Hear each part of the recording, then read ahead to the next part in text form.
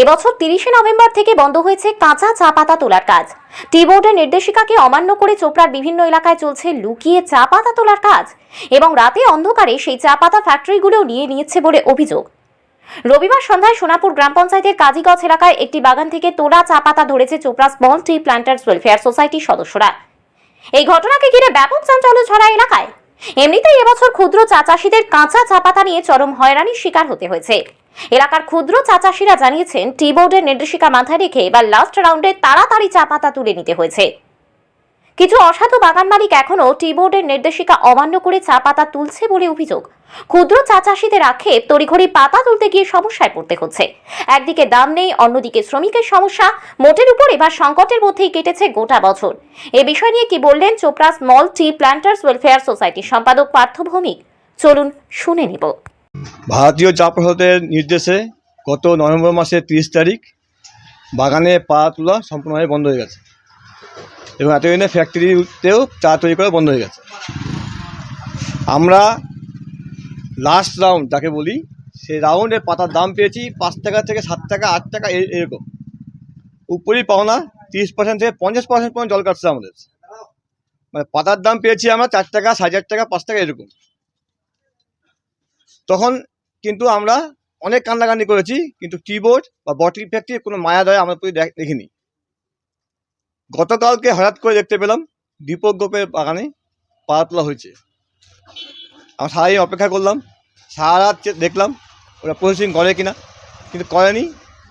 আজকে টি বোর্ডের এফিও সাহেব নিজে গেছিলেন, পাতা দেখে এসেছেন এবং যে সরকারিভাবে যা হবে, যা পানিশমেন্ট হবে সেটা হবে।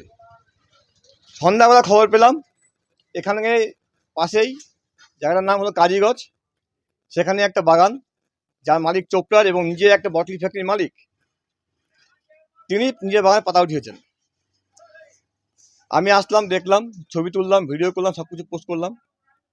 প্রশ্ন হচ্ছে, আমরা চা চাষিদের জন্য কাজ করতে গিয়ে আজকে বটল ফ্যাক্টরি ভেবেছিলাম যে বটল ফ্যাক্টরি হোক, চোপড়ার মালিক, চোপড়ার ঘরের লোকরা বটল ফ্যাক্টরির মালিক হোক, তাহলে আমরা কিছু দাম ভালো পাবো। কিন্তু এরা দেখতে পাচ্ছি উল্টো, এরা সম্পূর্ণভাবে নিজের ব্যবসার স্বার্থে আমাদেরকে সম্পূর্ণভাবে চুষে, রক্ত চুষা খেয়ে এখন নিজের বাগানে পাতা দিয়ে ভুসি বানাবে। এখন চা হবে না, কিন্তু এইটুক পাতা দিয়ে চা হবে না, ওরা ভুসিগুলো জমা করছে, সেই ভুসিগুলো দিয়ে আবার চা বানাবে, রিপ্রসেসিং করবে।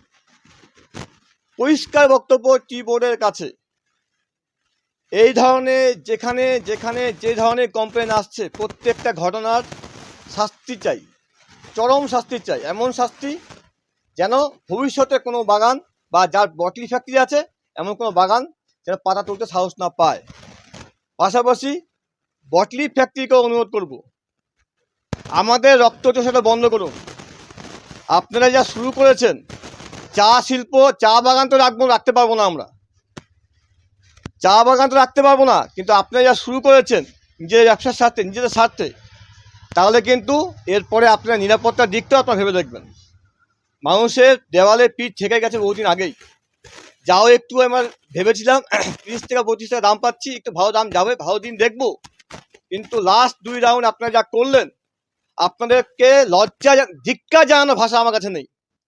Chopra small tea planters welfare সোসাইটির পক্ষ থেকে বটল ফ্যাক্টরির এই বিমাতৃসুলভ ব্যবহারের বিরুদ্ধে তীব্র প্রতিবাদ জানাচ্ছি এবং ধিক্কার জানাচ্ছি।